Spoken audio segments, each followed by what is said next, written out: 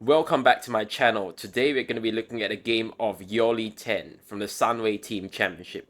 His opponent is Daie, who opens with e4. Li Tian goes for his favorite Caro-Kann. Daie goes for d4, d5, takes, and now his favorite pawn-off attack with c4. After some thought, Li Tian goes for knight f6. Daie responds with knight c3. Li Tian plays knight c6. And now the main move is bishop g5, which is what Daie goes for. Here, Li Tian goes for the move e6, and Daie goes for c5, a very interesting option. The idea is that after bishop e7, Daie plays the move bishop b5, castles, and knight g to e2. Li Tian plays bishop d7, Daie simply castles, rook e8. And now Li Tian is ready to play the move b6 to attack the white pawn on c5, a very standard idea in these lines. But Daie strikes first with the move bishop takes c6. And now, if bishop takes c6, then b4 is very strong. Don't even think about playing b6 because b5 followed by c6 is pretty nasty. So instead, Li Tian had to play b takes c6, and now Daie continues with the move b4, expanding on the queen side.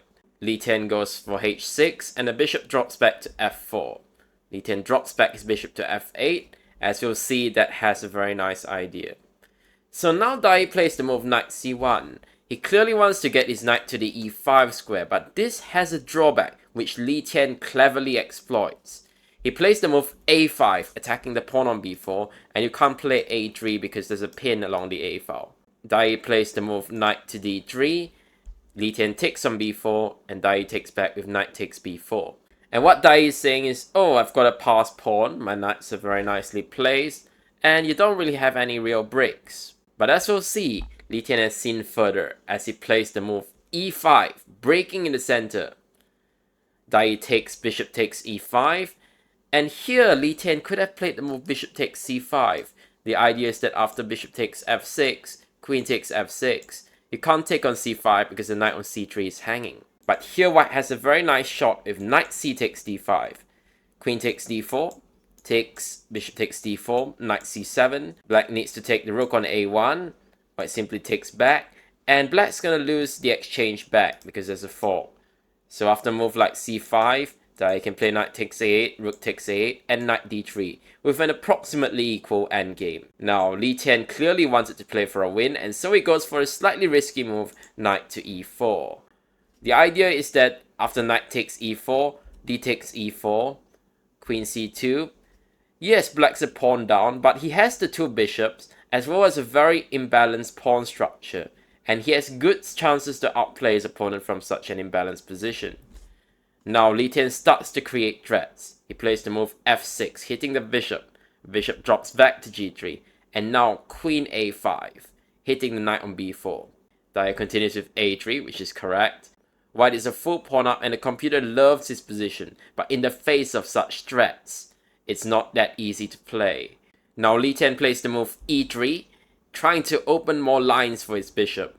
Daie plays rook f to e1, Li Tian plays e takes f2, Daie takes back with the bishop, and now Li Tian plays the move king to h8. Daie plays queen c4, good move. Now Li Tian plays rook takes e1, and the idea is that after rook takes e1, the pawn on a3 would hang, so Daie must take back with the bishop. Li Tian plays the move queen a4, a nice move, blocking the pawn on a3 and defending the pawn on c6, which allows his bishop on d7 to activate. Daie plays the move h3, Li Tian plays the move bishop to f5, and the idea is to put the bishop very actively on e4 and to start advancing his kingside majority. Here white has a really good prophylactic move in the move queen e2, stopping the move bishop e4, and now it's quite hard for black to activate his pieces, but of course this is a very difficult move to see, and Daie is understandably going for the move queen f1.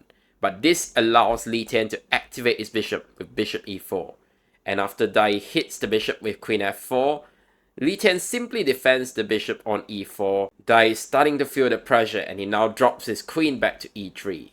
Now Li Tian again finds a very nice move, activating his bishop on f8 with bishop e7.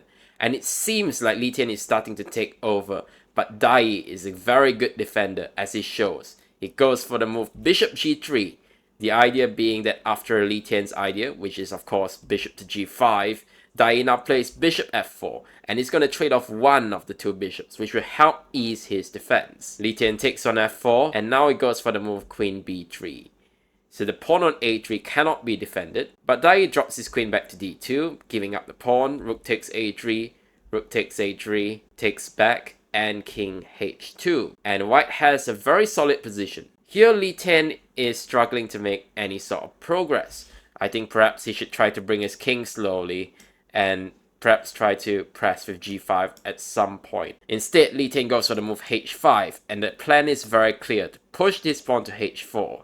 But this has a little bit of a tactical issue, which Daie immediately spots with the move queen g5.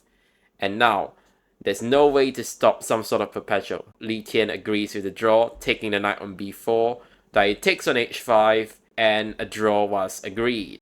A fighting draw where both sides showed incredible resourcefulness, and I think a draw is a fair result.